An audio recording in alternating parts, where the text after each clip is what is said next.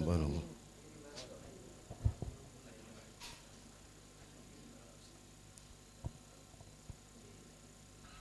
Subhanallah.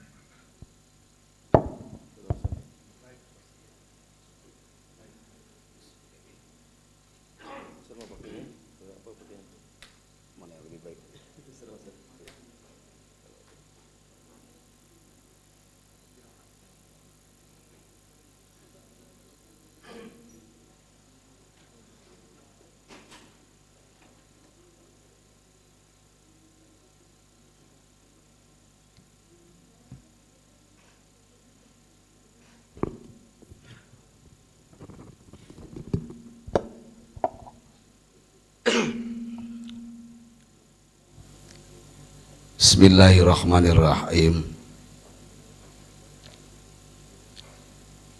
Astaghfirullahalazim, astaghfirullahalazim, astaghfirullahalazim.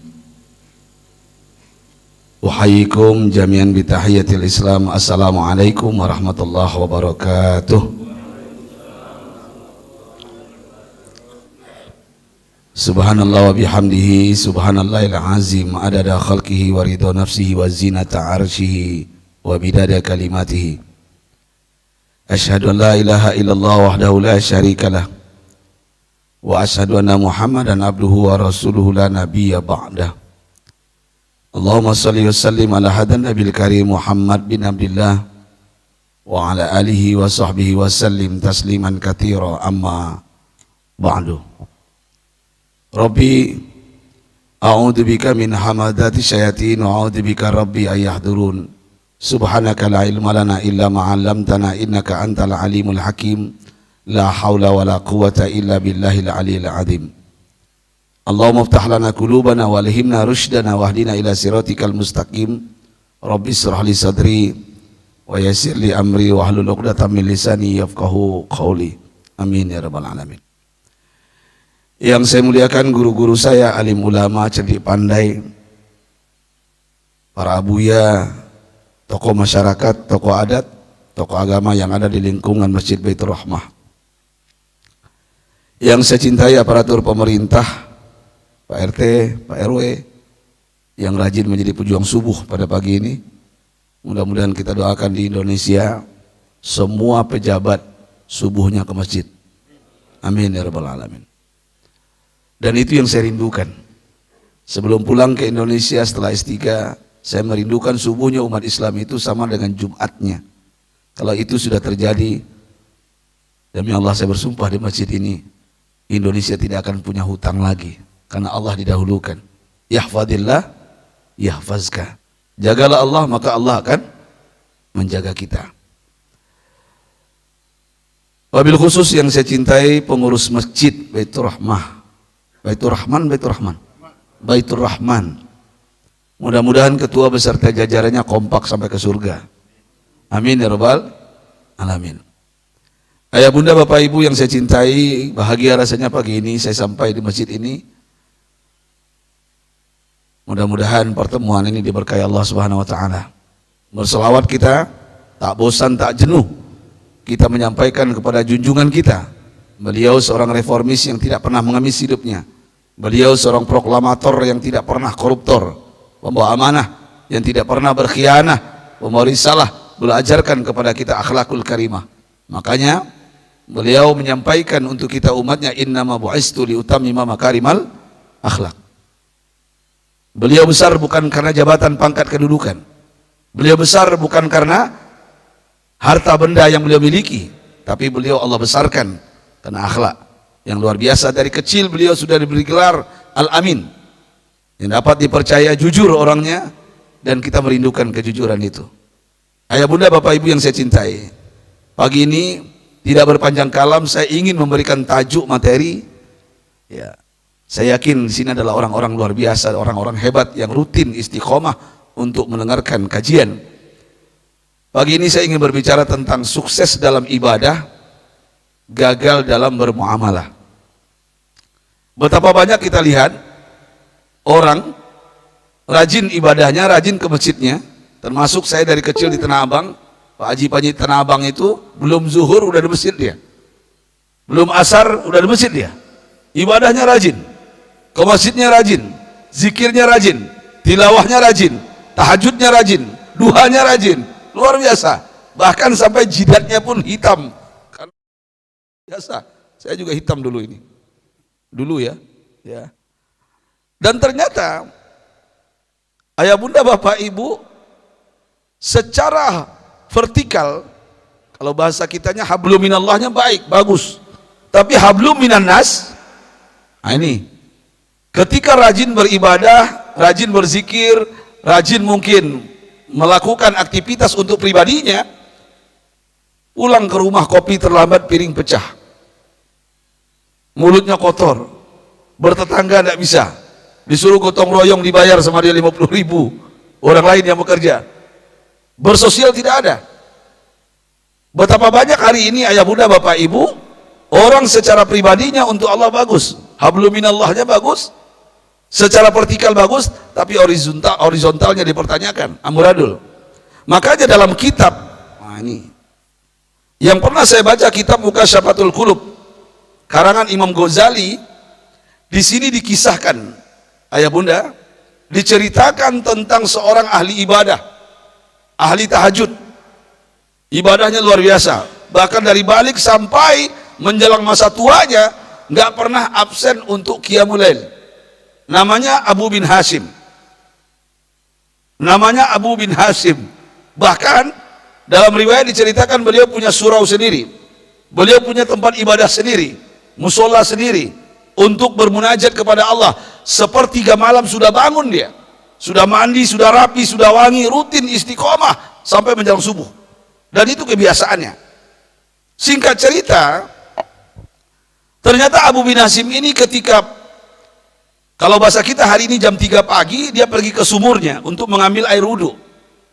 Dan ketika itu beliau dikagetkan dengan makhluk besar turun dari langit. Dia bertanya, siapa engkau? Menjawab makhluk ini, aku utusan Allah dari langit turun ke bumi di sepertiga malam. Untuk apa engkau turun ke bumi? Aku diperintahkan Allah untuk mencari hamba-hamba pecinta Allah. Tersenyum Abu bin Hashim. Maksudnya apa? Dia menyangka bahwasanya salah satu yang dicari adalah dirinya. Dan ketika itu ayah bunda bapak ibu, ternyata makhluk ini bawa kitab, kalau bahasa kitanya bawa buku tulis begitu ya, bawa buku. Ditanya oleh Abu bin Hashim, apa yang kau bawa di tanganmu? Oh, ini catatan nama-nama hamba-hamba pecinta Allah.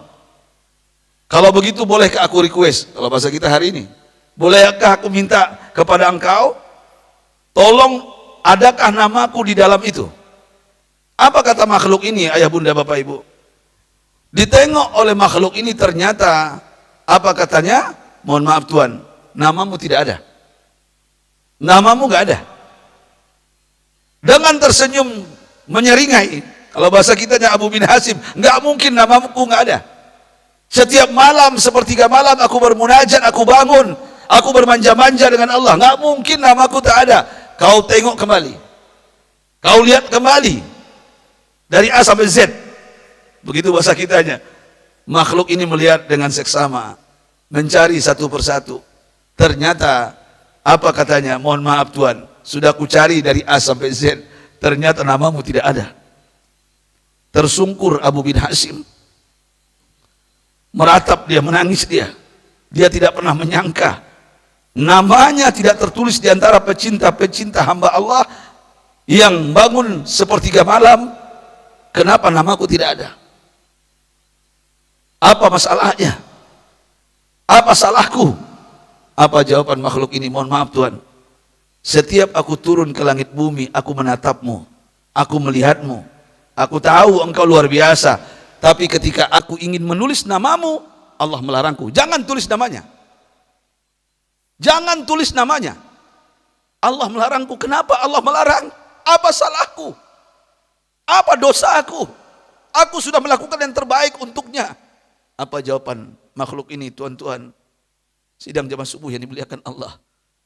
Allah memberikan kabar, berita kepadaku, Tuhan. Mohon maaf Tuhan, kalau bahasa kitanya hari ini, engkau beribadah untuk pribadimu, berzikir untuk pribadimu, tilawah untuk pribadimu, engkau tahajud pribadimu, duha pribadimu. Ketika tetanggamu sakit, engkau tidak pernah menjenguknya.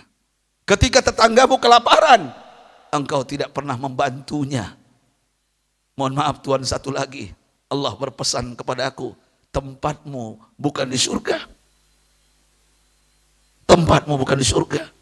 Ayahanda, tuan-tuan yang saya cintai, pejuang subuh yang mulia, ternyata amalan kita selama ini yang kita lakukan dalam kehidupan yang singkat ini, ketika kita merasa bahwasanya kita sudah ahli surga, kita sudah dapat tiket ke surga, ternyata belum Tuhan. Belum Tuhan. Betapa sering kita melihat ada seorang yang alim secara zahir. Zahirnya kita lihat rajin ke masjid, rajin ibadahnya, tapi ketika pulang ke rumah, mulutnya kotor kepada keluarganya, istrinya, anak-anaknya. Bahkan dengan tetangga pun tidak berbaikan. Dan ini terjadi, bahkan Rasulullah mengajarkan kepada kita. Beliau contoh kita, beliau teladan kita. Khairukum li ahlikum wa ana khairun li ahli. Dalam riwayat lain, khairukum li nisa. Sebaik-baik kalian, kata Rasulullah, yang paling baik terhadap keluarganya. Sebaik-baik kalian, kata Rasulullah, yang paling baik terhadap istrinya. Tapi hari ini apa yang kita lakukan? Sudah bertahun-tahun, bahkan puluhan tahun kita berkeluarga. Istri yang selama ini mendampingi kita, bukannya jadi ratu di samping kita, tapi jadi babu. Makanya ada ungkapan, beruntunglah istri yang punya suami tepat, dia akan jadi ratu. Merugilah istri yang dapat suami tidak tepat, dia akan jadi babu. Sekarang saya ingin bertanya, usikum wa nafsi bitaqwallah. Saya juga menasihati diri saya, tuan-tuan, ayahanda. Sudahkah kita menjadikan ratu pasangan hidup kita selama ini? Atau malah kita menyakitinya dalam kehidupan yang singkat ini? Mohon maaf saya sampaikan, saya dari kecil di Tanah Abang, saya melihat, ya, saya kajian rutin hari Rabu, minggu kedua di Fatailah, Blok B, Pak Haji. Di Blok B itu, ya, di lantai 12 di Tanah Abang. Karena saya juga punya toko di situ, Cardova namanya, kemeja, kaos dan celana jin di Blok A sama Blok F. Itu ternyata rata-rata mereka di masa tuanya ketika curhat itu meratap, menangis, menyedihkan. Teman-teman seangkatan dengan bapak saya SD nggak tamat. Ternyata angkatan Pak Haji Tanah Abang itu, ayah bunda, tuan-tuan, itu SD nggak tamat, kelas 2 SD nggak tamat. Cuman otaknya pintar dagang, nyari duitnya pintar. Secara pendidikan mungkin kurang, tapi secara ilmu ekonominya mantap, uang banyak. Tiap hari ratusan juta keuntungan dulu sebelum corona ini. Banyak mereka dapat uang, tapi ketika ilmu agama tidak ada, ketika ilmu agama ini tidak mereka miliki, apa yang terjadi? Mohon maaf ayah bunda, rata-rata mereka mayoritas bermaksiat kepada Allah Subhanahu wa taala. Bahkan ada yang sudah punya istri 16 orang tanpa sepengetahuan istri pertamanya. Bayangkan, minimal 4 lah itu mereka itu. Minimal itu. Ya, ya. Jadi artinya apa ya bunda, bapak, ibu, saya cerita pagi ini. Saya bercerita pagi ini tentang ini adalah bagaimanapun dalam kehidupan ini, kadang-kadang kita dilupakan.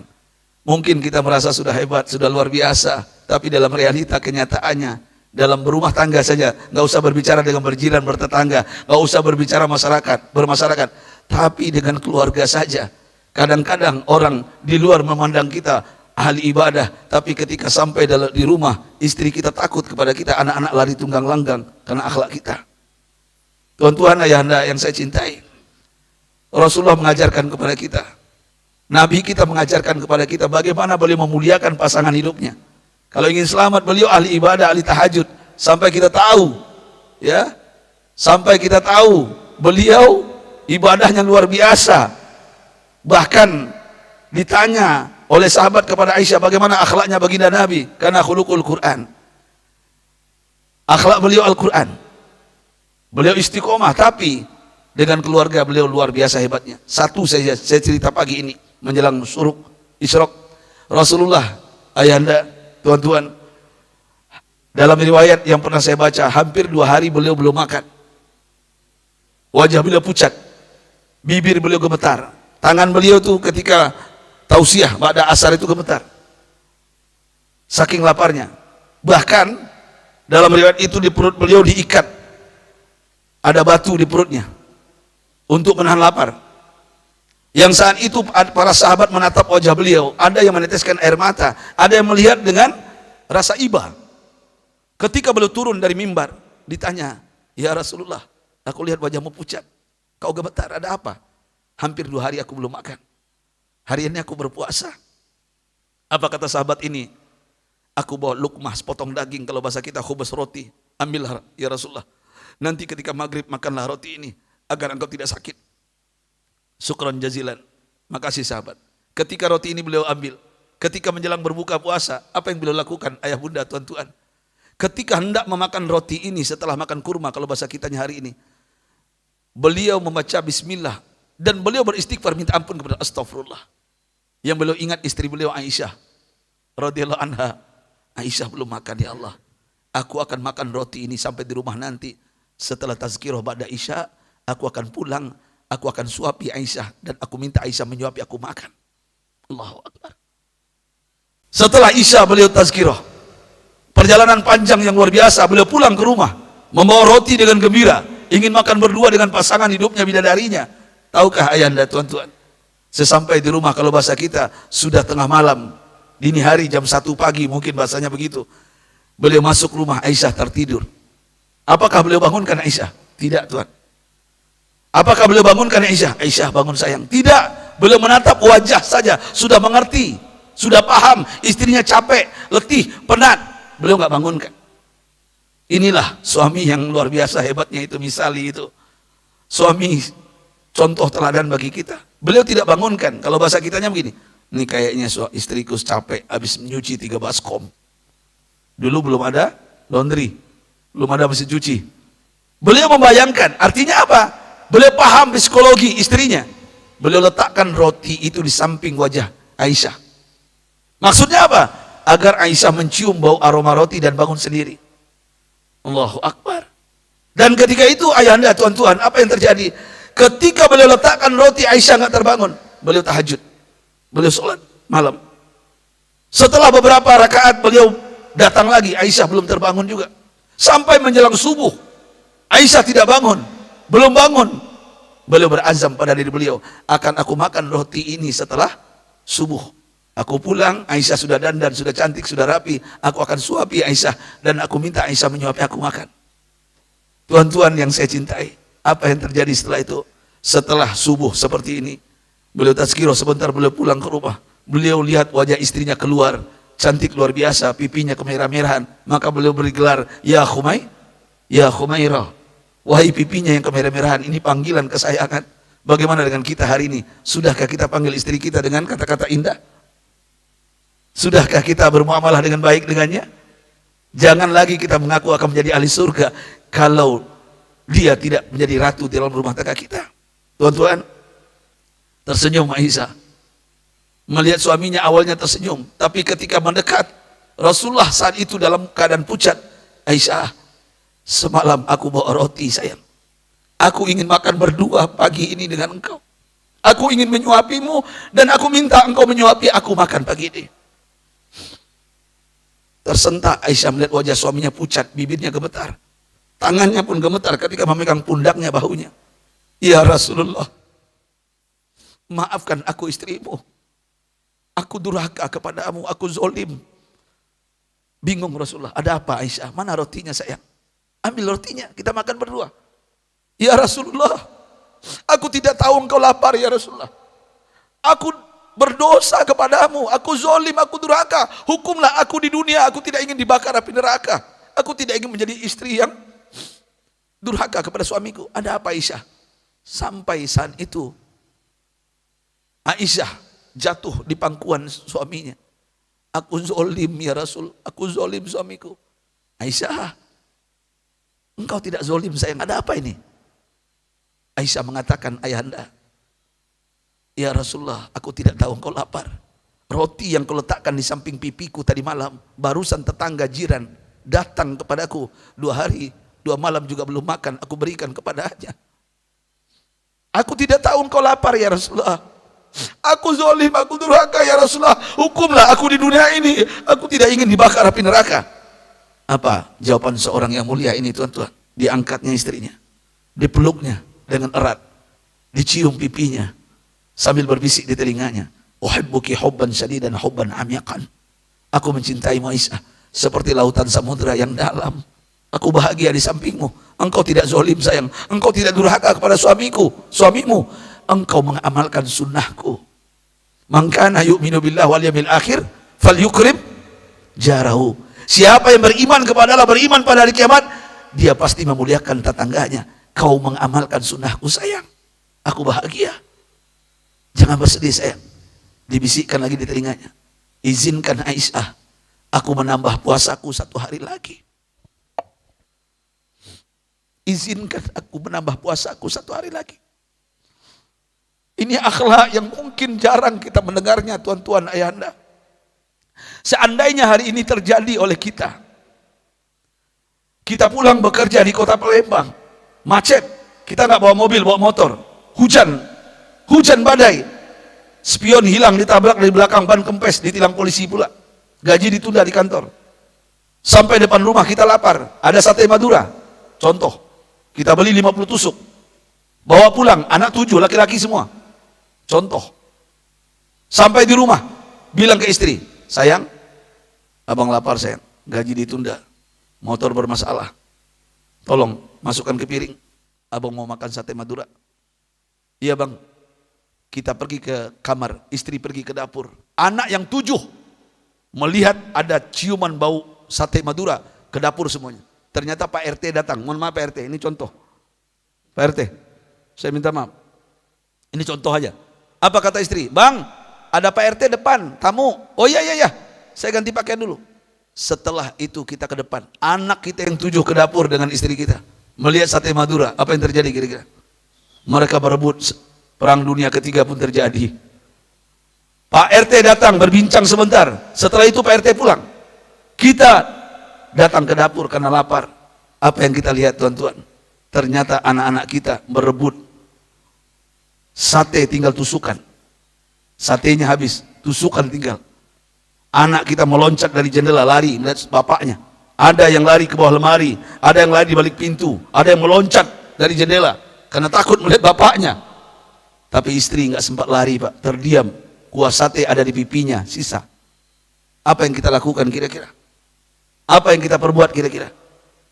Kalau seandainya bukan baginda Nabi, contoh teladan kita, apa yang kita lakukan? Mungkin kita akan berkata dengan perkataan yang menjijikan. Anak kita meloncat dari jendela, lari melihat bapaknya. Ada yang lari ke bawah lemari, ada yang lari di balik pintu, ada yang meloncat dari jendela karena takut melihat bapaknya. Kau ke rumah orang tuamu. Tapi istri nggak sempat lari pak, terdiam. Kuah sate ada di pipinya, sisa. Apa yang kita lakukan kira-kira? Suami yang ikut baginda Nabi. Apa yang kita perbuat kira-kira? Itu. Apa katanya? Kalau seandainya bukan baginda Nabi, contoh teladan kita, apa yang kita lakukan? Mungkin kita akan berkata dengan perkataan yang menjijikan. Anak kita meloncat dari jendela, lari melihat bapaknya. Ada yang lari ke bawah lemari, ada yang lari di balik pintu. Dipeluknya, dibersihkan kuah sate di pipi istrinya, dibisikkan di telinganya, I love you so much sayang. Nggak jadi masalah. Setelah ini kita beli sate yang baru buat kita berdua makan suap-suapan. Allahu Akbar. Artinya ayah bunda tuan-tuan, kenapa saya cerita ini pagi ini? Saya ingin saya pun kembali ke rumah. Mari kita bahagiakan pasangan hidup kita. Saya nggak berbicara tetangga atau bermasyarakat, keluarga dulu. Mohon maaf, saya pernah umroh Pak Haji. Mohon maaf Pak Haji, saya umroh. Waktu itu saya sarapan pagi di Masjid Nabawi. Waktu itu di Madinah. Ketika di hotel lagi sarapan, ganteng, Pak Hajinya gagah besar, badannya putih, ya seperti beliau gagah ya, ganteng-ganteng ya. Duduk di samping saya nggak menyangka demi Allah wajah beliau bersih, tampang beliau bersih. Ketika beliau duduk di samping saya, beliau nggak ngambil nasi, saya ngambil nasi Pak. Saya udah makan, mau makan, saya bilang Pak Haji, yuk sarapan. Dia diam aja. Dengan wajah agak kusam. Ternyata dia menunggu istrinya. Istrinya lagi ke raudhah. Biasanya perempuan itu ke raudhahnya habis subuh dan habis isya, subuh. Itu ternyata karena antri terlambat istrinya keluar. Apa yang terjadi? Karena kebiasaan beliau ini, Pak Haji ini diambilkan. Nggak biasa ngambil sendiri. Nah inilah suami yang betul-betul ya, disayangi oleh istrinya. Ya semuanya disediakan. Dia menunggu saya sudah hampir habis nasi saya makan. Dia tunggu dengan wajah kesal. Istrinya lari tergopoh-gopoh. Cantik mbak, tinggi semampai mirip Inneke Koesherawati. Cantik, wajahnya mirip wajahnya. Saya perhatikan, wah masih muda, masih kelihatan awet istrinya. Pucat wajahnya. Apa kata seorang bapak ini? Mohon maaf, saya tidak pernah menyangka kata-kata itu keluar. Otak kau di mana? Aku lapar. Lama sekali. Iya, Pak. Antri Pak di Raudoh. Maafkan saya. Dia lari, antri, dia ambil susu, dia ambil roti, dia ambil makanan, dibawa ke hadapan suaminya. Saya hanya melihat adegan ini, sinetron ini Pak. Dengan kesal dia makan sekali suap, habis itu dia pergi. Tanpa basa-basi, tanpa kalam wasalam. Istrinya terdiam, wajahnya pucat. Dengan berani saya bertanya kepada beliau, Bunda, iya Ustaz. Suaminya Bunda, iya Ustaz. Sabar Bunda ya, udah biasa Ustaz makanan harian. Udah biasa. Saya harus sabar dan ikhlas, saya belajar dari ustaz-ustaz lain. Sabar dan ikhlas surga menanti. Allahu Akbar.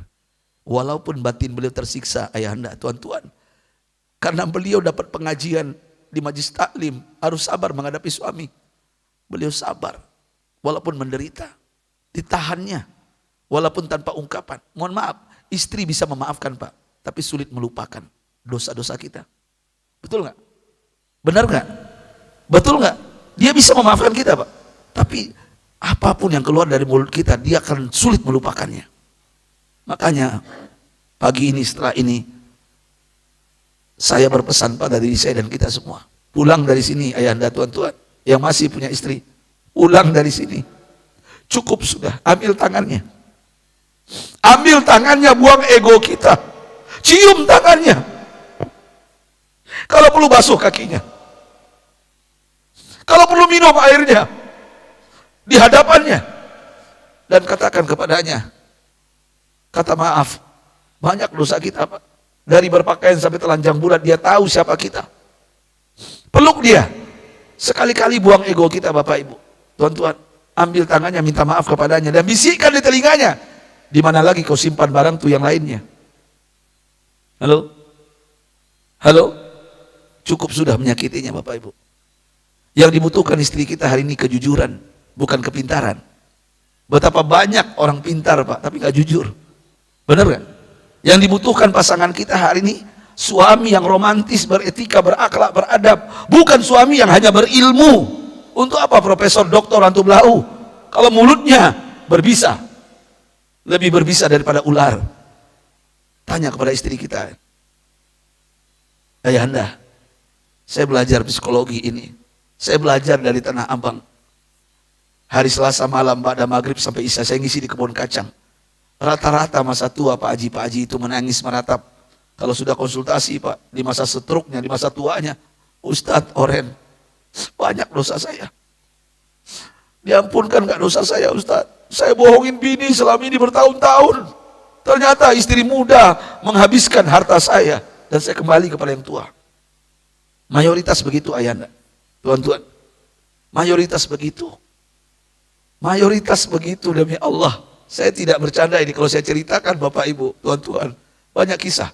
Satu saya ceritakan, boleh? Masih ada waktu? Masih ada waktu? Ini Pak Haji Tanah Abang, satu saja. Beliau ahli ibadah, rajin ke masjid Pak. Tahajud rajin. Intinya bukan sukses dalam ibadah saja, dalam muamalah pun bagus. Ya, sudah ke masjid rajin, ada di kebun kacang itu masjid, kubahnya dia bikin sendiri, 800 juta kalau nggak salah waktu itu. Nggak boleh yang lain, di kaplingnya surga. Sampai sajadah ini, apa namanya, karpet ini dia beli, nggak boleh orang lain beli. Saking kayanya di zaman SBY dulu. Jumpa anak kecil ceban 10.000, jumpa security 50.000. Sampai beliau itu bersedekah, berinfak sehari Bapak Ibu ke orang-orang 5 juta minimal itu. Ya, sama dengan orang Bangka Belitung, Haji Fitno yang tinggal di Pondok Indah, tahu? Haji Fitno itu sehari itu 10 juta dia bagi-bagi uang ke orang tiap hari. Karena itu sudah menjadi azam dan istiqomah bagi beliau. Pak Haji, kita kembali ke Pak Haji Tanah Abang. Setiap hari begitu dia dilakukan. Sampai kita mengatakan ini Pak Haji kalau mati sekarang ini surga ini. Pasti surga. Nggak ada nanya-nanya lagi malaikat kalau mati dia manro buka tuh nggak ada. Kalau saya malaikatnya saya tendang masuk surga dia, masuk surga Pak Haji bilang. Saking baiknya Pak, saking eloknya. Dengan Allah baik, dengan manusia baik. Tapi singkat cerita beliau meninggal betulan. Semua orang bertakziah ke rumahnya, ke kebun kacang itu. Di kebun kacang. Kebun kacang itu Pak, dari Kiai Haji Mas Mansur, Masjid Makmur itu sampai ke Bundaran HI. Nah itu kebun kacang Pak, luas. Beliau meninggal. Ketika beliau meninggal, ayahanda tuan-tuan, apa yang terjadi? Semua orang bertakziah, bersedih. Saya pun ikut bersedih. Macet. Orang datang ke rumahnya. Menangis orang semuanya, laki perempuan sama. Kenapa? Karena orang baik, orang soleh yang meninggal. Sampai kita mengatakan min alil khair. Khair, khair, khair. Setiap yang datang, Habib siapapun, khair, khair. Ketika beliau dimandikan, setelah itu dikafani. Tahukah ayahanda tuan-tuan, apa yang terjadi? Mau dimasukkan ke randa, datang perempuan dari Cirebon bawa anak kecil, Pak. Datang perempuan menangis di hadapan jenazah. Apa kata perempuan ini? Papa, papa. Kita semua kaget, Pak. Terkejut kita semua. Siapa yang bisa memberhentikan tangisan perempuan ini? Istrinya. Kamu siapa, Dek? Istri bapak. Ini anak kecil siapa? Anaknya bapak. Ternyata beliau Pak Haji ini punya ruko di Cirebon, cabang Tanah Abang, dan juga cabang Bini. Halo, halo. Ini baru satu dari 1000 kisah Tanah Abang ini. Saya ceritakan. Kaget semuanya, terkejut semuanya. Akhirnya dimasukkan ke ambulan, dibawa ke Masjid Said Naum. Masjid Said Naum itu Pak dekat Perumnas, Tanah Abang juga, di antara kebun kacang itu parkirannya ratusan mobil bisa muat. Ya, luas parkirannya. Membludak masjid itu penuh. Sholat jenazah. Sampai keluar, yang jadi imam siapa? Ustadz Oren. Yang jadi imam saya. Imam sholat jenazah. Allahu Akbar. Allahu Akbar. Allahu Akbar. Allahu Akbar. Assalamualaikum warahmatullahi. Assalamualaikum warahmatullahi. Allahumma fir lahu warhamhu wa'afihi wa'fu'an. Allahumma la tahrimna ajal wa la taftina ba'da wafilan walau. Allahumma jal qabrahu rawdah min riyadil jinan ila akhiri. Selesai saya doa ayahanda tuan-tuan, saya menghadap ke jemaah. Bapak Ibu sekalian, saya ingin bertanya jawab dengan jujur. Bagaimana dengan jenazah ini min alil khair? Khair. Saya ulang sekali lagi saya bilang. Bagaimana mayat ini min alil khair? Khair. Sekali lagi, ketiga kali. Bagaimana jenazah mayat ini min alil khair? Khair. Sampai keluar. Lari 2 perempuan ayahanda. Yang satu dari Bengkulu, yang satu dari Pekalongan. Datang ke depan, Mbak. Menangis di keranda. Papa. Satu lagi juga, Papa juga. Saya mundur, Pak. Saya tundukkan wajah sambil bergumam. Kacau, saya bilang. Ini udah kacau nih, saya bilang. Orang terdiam, Pak. Bayangkan, rame orang, mungkin ribuan saat itu, terdiam, hanya mendengarkan tangisan 2 perempuan. Kalau seandainya jatuh jarum, itu kedengaran, Pak. Siapa yang bisa memberhentikan tangisan 2 perempuan ini? Istrinya. Saya nggak berhak. Lari istrinya dari belakang, karena lama sekali. Mau dibawa ke karet bifak, ini jenazah mayat. Lari ke depan. Ketika lari ke depan, ditanya, kamu siapa, Dek? Istri bapak. Kamu istri bapak juga. Di Bengkulu beliau Pak Haji ini punya ruko cabang Tanah Abang. Di Pekalongan punya konveksi. Halo? Halo? Saya mau tanya tuan-tuan, jawab dengan jujur. Kira-kira Pak Haji ini masuk surga masuk neraka? Halo? Jawaban yang tepat beliau Pak Haji Najib. Wallahu a'lam bishawab. Serahkan kepada Allah. Maksudnya apa? Kita mengambil ibrah pelajaran dari kisah nyata ini. Jangan sampai sudah meninggal, sudah mati baru terbongkar semuanya. Sepandai-pandai tupai melompat, pasti jatuh juga. Sepandai-pandai menyimpan bangkai, pasti tercium baunya. Artinya apa? Usikum wa nafsi bittaqwallah. Saya berpesan pada ayahanda semua tuan-tuan yang masih punya istri, pulang dari sini, ambil tangan istri, peluk istri, minta maaf kepadanya. Dan sampaikan kepada istri, siapa lagi nama yang kau pakai selain dia? Cukup sudah berdusta, berbohong. Istri bisa kita tipu, mertua bisa kita bohongi, anak-anak bisa kita kibuli. Allah bisa nggak? Allah bisa nggak? CCTV manusia bisa kita matikan. CCTV Allah bisa nggak dimatikan? Bisa dimatikan nggak? Nggak bisa Tuhan. Tuhan-Tuhan yang saya muliakan. Tuhan-Tuhan yang saya muliakan. Cukup sudahlah. Baik-baik ngomongnya. Jangan kayak prinsip orang Jakarta. Oh Ustadz Oren, lebih baik minta maaf daripada minta izin. Hei tuan-tuan. Hei tuan-tuan. Maaf mungkin diberikannya, tapi sakitnya bukan di sini, tapi di ubun-ubun. Halo, halo, halo. Ya, pulang dari sini sama-sama kita. Ya, bagaimanapun kejujuran itu pahit, buahnya manis. Kita pengen sukses dalam ibadah dan juga sukses dalam bermuamalah, khususnya kepada keluarga kita. Mohon maaf, tuan-tuan, sudah sering. Makanya yang dibutuhkan istri kita hari ini, mohon maaf, bikin kaget dia. Bikin kaget beliau. Sekali-kali, sebulan sekali, ajak beliau jalan-jalan, ajak beliau refreshing. Capek beliau kerja di rumah, ya. Sumur dapur, kasur. Sumur dapur, kasur. Sumur dapur, kasur. Saya belajar juga dari guru saya almarhum Arifin Ilham. Saya belajar juga dari guru-guru saya sebelum ini, para habaib. Bagaimana memuliakan perempuan, dan luar biasa ketika kita memuliakan perempuan, ayahanda, tuan-tuan, rezeki kita terbuka. Rezeki terbuka Pak, keran-keran rezeki itu terbuka. Semakin pelit kepada istri, semakin pelit Allah memberi kita. Semakin jor-joran kepada bini, Allah pun jor-joran memberikan rezeki kepada kita. Demi Allah Bapak Ibu, buktikan tuan-tuan, buktikan tuan-tuan. Kalau sudah kita manja dia, kita berikan apapun keinginannya, insya Allah Allah pun akan bukakan rahmatnya untuk kita. Amin ya Rabbal. Amin ya Rabbal. Ayahanda, tuan-tuan yang saya muliakan, ini yang bisa saya sampaikan pagi ini. Saya ingin berbicara tentang diri saya pribadi, karena bagaimanapun kalau berbicara Indonesia ini, sudah tahulah kita, Indonesia hari ini carut marut, hutang bertambah, suami bertingkah, istri berulah, anak narkoba, berzina, bahkan LGBT, musibah silih berganti di setiap provinsi, corona kabarnya mau datang lagi. Betul? Betul? Ini terjadi hari ini. Solusinya apa? Salah satunya muliakan keluargamu, mulia hidupmu. Muliakan keluargamu, lunas hutangmu. Muliakan keluargamu, mulia hidupmu dunia akhirat. Muliakan keluargamu, selamat anak istrimu, dan kita semua akan bersama kembali dalam surganya Allah Subhanahu wa taala. Amin ya Rabbal. Amin ya Rabbal. Saya hanya berpesan 3 hal yang tidak akan pernah kembali. Kata yang telah terucap. Hati-hati dengan kata-kata. Mulutmu harimaumu. Mulutmu harimaumu. Mulai hari ini, yuk kita kasih lakop istri kita, panggilan istimewa. Saya panggil istri saya itu beda-beda Pak. Enggak sama.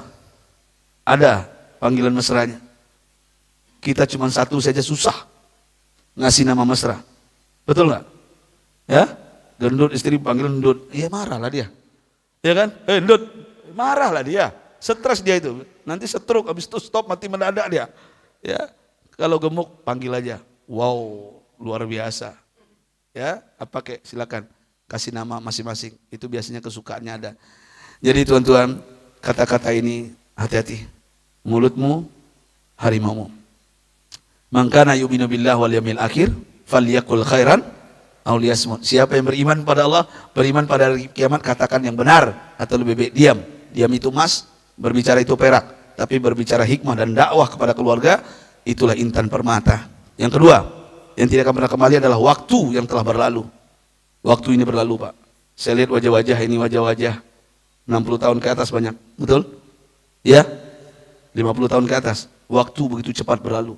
Kalau syair Arab mengatakan al-waktu kasaif fa'ilam taqta'u qata'aka. Waktu bagikan pedang. Kalau engkau tidak menebasnya, engkau akan ditebasnya waktu itu. Artinya apa? Kita akan pergi nanti dalam keadaan su'ul khotimah. Na'udzubillah.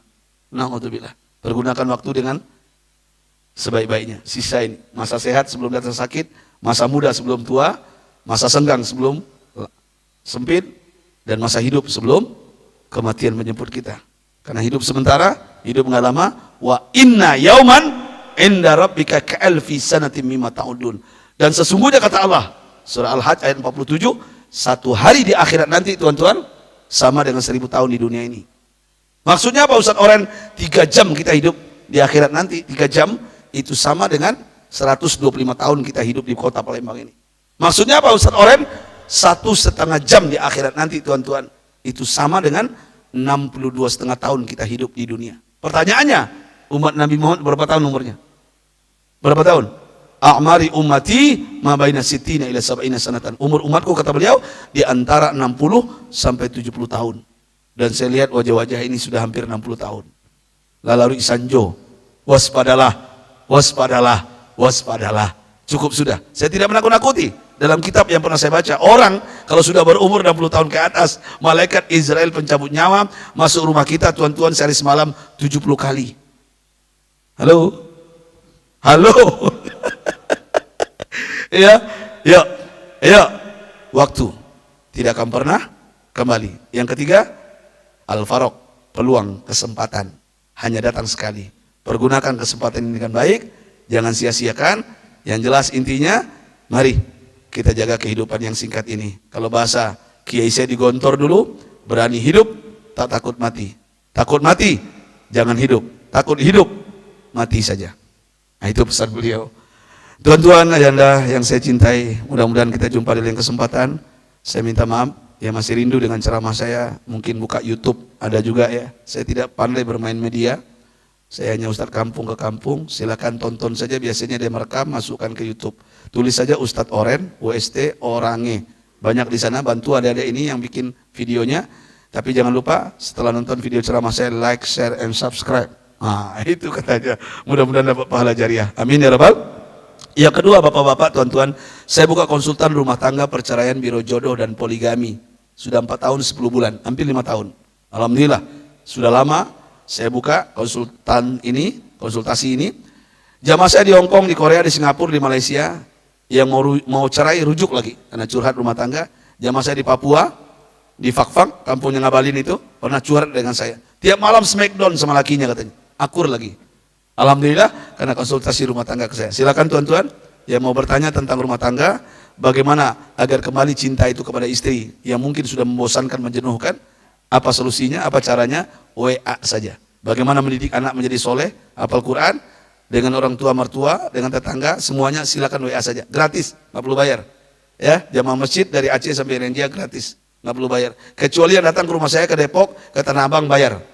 Ketua partai, pejabat, penyanyi dangdut banyak, ya penyanyi dangdut banyak yang datang. Kalau saya sebutkan namanya tuan-tuan, kaget tuan-tuan. Ya saya bikin majlis taklim KDI itu, ada majlis taklimnya sekarang. Mereka berjilbab juga. Makanya jangan berburuk sangka ke mereka.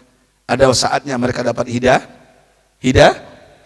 Dan majlis taklim saya, penyanyi dangdut itu sekarang, ya Allahu Akbar. Kalau berjilbab, cantik-cantik. Janda saya jodohkan. Kalau saya sebut namanya bapak-bapak, tuan-tuan pasti kaget. Sudah ratusan yang saya nikahkan. Satu saja ya, kenal Melinda? Cinta Satu Malam? Ya, beliau jadi wanita soleha sekarang. Berjilbab, dapat suami ketua partai, anak 3 perempuan, sekarang ikut suami dan menjadi wanita yang hebat luar biasa. Satu itu saya ceritakan, yang saya sampaikan. Banyak lagi yang lain.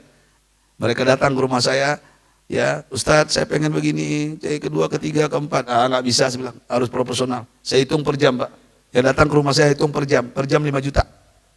Tapi jamaah masjid dari Aceh sampai Rinjaya termasuk Masjid Baitur Rahman gratis, cukup WA saja.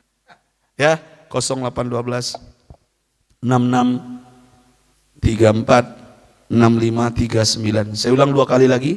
Setelah 2 kali lagi enggak saya ulang, rugilah kalian, datang ke rumah saya bayar. 0812 66 34 65 39. WA saja ya. Nah jawaban ini saya Indonesia. Sekali lagi 0812 66 34 65 39. Saya megang, ini handphonenya. Saya megang langsung. Ayanda, tuan-tuan yang saya muliakan, saya cintai. Itu yang bisa saya sampaikan. Satu lagi, mimpi saya punya 1000 rumah tahfiz, namanya Yatim Bintang Quran. Alhamdulillah sudah terwujud di beberapa provinsi. Doakan, saya hanya minta doa saja, support. Mudah-mudahan rumah tahfiz Yatim Bintang Quran yang saya bina se-Indonesia ini minimal setiap provinsi ada 2, buat putra buat putri, rumah ya, rumah yatim bintang Quran. Itu yang saya bina sekarang, ada di Antapani Bandung, kemarin di Pamulang, Tangerang, Bojongsari, Depok, di Sumatera Barat. Habis ngisi di Masjid Al-Hakim, ada ketua Organda Sumatera Barat, Pak Haji Budi Syukur. Setelah dengar ceramah saya, Beliau kasih rumahnya ke saya, besar. Saya cat warna oranye. Rumahnya itu. Sudah jalan 8 bulan. Khusus untuk putri. Alhamdulillah. Jalan panjang di Rambatan, satu lagi di Parak Laweh. Kalau di Pekanbaru di Pandau namanya. Alhamdulillah. Mudah-mudahan di Kota Palembang ada juga suatu hari nanti. Amin. Ya Rabbal Alamin. Minta doanya, supportnya. Tuan-tuan, ayanda yang saya cintai, mohon maaf kalau salah dan khilaf. Isyraq dan Suruk sudah masuk. Saya tutup dengan pantun. Boleh saya pantun? Buah selasih tumbuh di batu. Terima kasih. Thank you. Hadana wa yakum ajmain, kafaratul majlis. Subhanakallahumma bihamdika, asyhadu an la ilaha illa anta, astaghfiruka wa atubu ilaik. Billahi taufiq wal hidayah. Assalamualaikum warahmatullahi wabarakatuh.